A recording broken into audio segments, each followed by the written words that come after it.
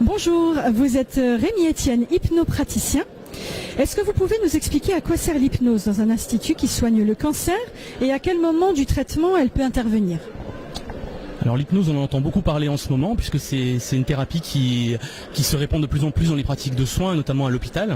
L'hypnose, on pourrait la définir comme un état naturel. En fait, c'est ce que les neurosciences nous ont dit très récemment, c'est-à-dire une capacité que le cerveau il a à gérer deux situations en même temps, qu'on va appeler état dissociatif.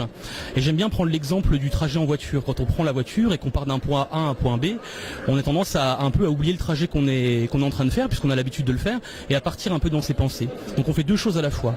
Et il y a trois caractéristiques en fait du phénomène hypnotique, c'est cet état de dissociation, cette impression d'être là sans être là, une capacité que le cerveau il a à focaliser l'attention sur quelque chose et donc à s'absorber vis-à-vis d'une situation, et aussi une plus grande suggestibilité.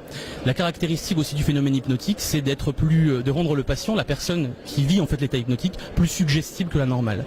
Donc c'est une thérapie qui est plutôt plurielle, qui peut s'utiliser dans plein de domaines, au travers du champ de la thérapie, de la psychothérapie, mais aussi dans le cadre de l'analgésie et des symptômes, et en l'occurrence en cancérologie sur plein de symptômes différents. Alors est-ce que vous pouvez justement expliquer plus à quel type de patient vous vous adressez, pour quel type de symptômes ? Alors moi j'utilise l'hypnose à l'Institut de cancérologie de Lorraine dans le cadre des symptômes pénibles dus à la maladie cancéreuse.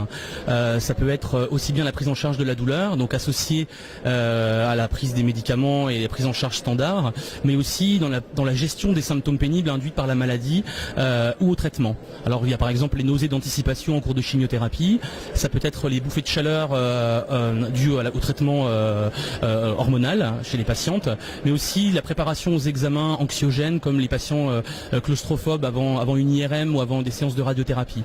Donc l'hypnose elle est vraiment complémentaire des traitements standards sans les remplacer, mais en tout cas elle s'adresse à une autre partie, à un autre champ en fait de la souffrance du patient, parce que le docteur Rousselot hier en parlait, cette fameuse souffrance dont les patients peuvent être exposés pendant leur traitement, et l'hypnose va répondre partiellement à un pan de cette souffrance-là en s'adressant peut-être à leur capacité à reprendre du contrôle sur la symptomatologie. Et finalement, est-ce que l'hypnose a des avantages par rapport à d'autres moyens de traiter ces mêmes symptômes ? Comme je vous disais, l'avantage c'est que peut-être c'est déjà qu'il y a peu ou pas d'effets secondaires. Il y a évidemment des contre-indications qu'il faut connaître, mais qui vont être plus dans le champ de l'adhésion déjà du patient à la thérapie, la formation aussi du thérapeute et à ses compétences à pouvoir accompagner les patients, et peut-être aussi certaines limites pour des troubles dissociatifs comme la schizophrénie, mais qui n'est pas une contre-indication absolue, simplement l'idée que c'est quelque chose qui s'inscrit dans une prise en charge particulière en psychiatrie par exemple. L'avantage, je vous dis, c'est que peu d'effets secondaires.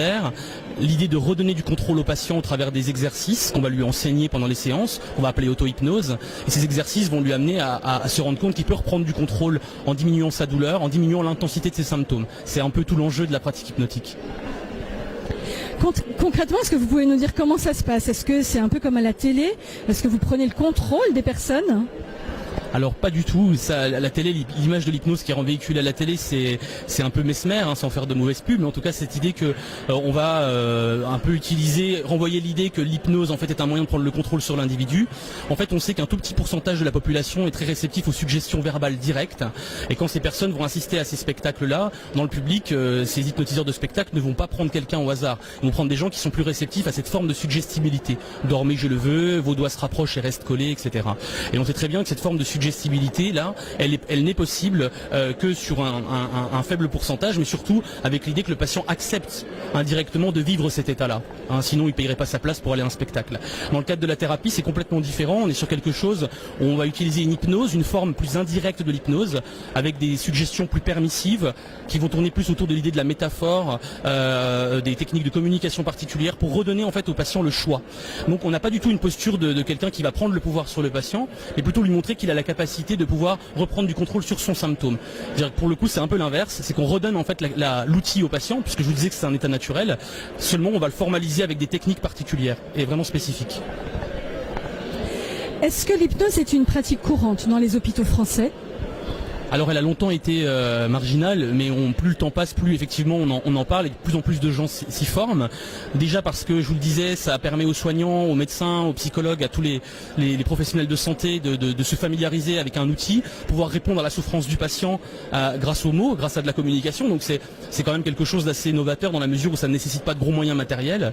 Et indirectement, l'avantage, je dirais que c'est aussi peut-être de changer sa manière de s'exprimer, parce qu'en hypnose, il y a tout un pan autour de la communication et apprendre à reformuler la manière de s'adresser aux patients. Ne plus faire de tournures négatives, ne plus utiliser de mots qui renvoient à l'idée de souffrance. Donc, et puis même tout l'ordre du non-verbal, de la manière dont on va se positionner vis-à-vis du patient pour pouvoir lui redonner ce contrôle. Si je suis assuré dans ma posture et si je renvoie à l'idée au patient qu'il a les capacités de faire telle ou telle chose, j'ai beaucoup plus de chances, si vous voulez, qu'il adhère plutôt que d'aller dans le doute ou de lui induire de lui adresser des ordres directifs. Voilà.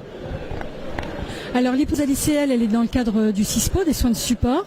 Vous avez écrit 2 ouvrages, l'un sur l'hypnose et l'autre sur les soins de support. Est-ce que vous pouvez nous dire à qui s'adressent ces 2 ouvrages ? Alors les 2 ouvrages ont été coécrits, je suis co-auteur, il y a évidemment d'autres participants à ces 2 ouvrages. Le premier sur l'hypnose s'adresse effectivement à tous les, j'ai envie de dire, normalement il est initialement écrit pour les professionnels de santé et essentiellement pour un public infirmier. Mais plus les gens en fait le lisent, plus les retours sont, effectivement c'est un bon moyen aussi d'approcher l'hypnose, de se renseigner sur son histoire, la manière dont elle s'est installée dans les soins. Donc j'ai envie de dire maintenant que c'est un ouvrage qui peut s'adresser à tout public. C'est certain qu'il est un peu plus spécifique et que si on veut rentrer un peu plus dans le détail du champ de la douleur ou des soins, ce sera plus orienté. Le deuxième, dans le cadre des soins de support, le docteur Rousselot, notre chef de service au CISPO, en a parlé. C'est effectivement un ouvrage qui est effectivement plus spécifique à l'oncologie médicale et aux soins de support. C'est le seul ouvrage dédié spécifiquement à cette pratique-là, en tout cas pour la collection des aides-mémoires chez l'éditeur Dunod. J'ai envie de dire, ça peut aussi s'adresser à des patients ou à des familles de patients qui se posent des questions, notamment sur les démarches à entreprendre dans le cadre de la prise en charge sociale, ou autrement sur la socio-esthétique, où Véronique nous en a parlé hier, ou l'éducation physique adaptée. Donc j'ai envie de dire encore une fois, initialement c'est un ouvrage qui était orienté pour un type de professionnel, mais l'expérience nous dit que ça peut concerner tout le monde à partir du moment où ça le concerne. Merci beaucoup Rémi Etienne. Prochain et dernier rendez-vous sur Facebook en direct de Cité Santé vers 15h30 pour parler essais cliniques avec Valérie Deville. Merci.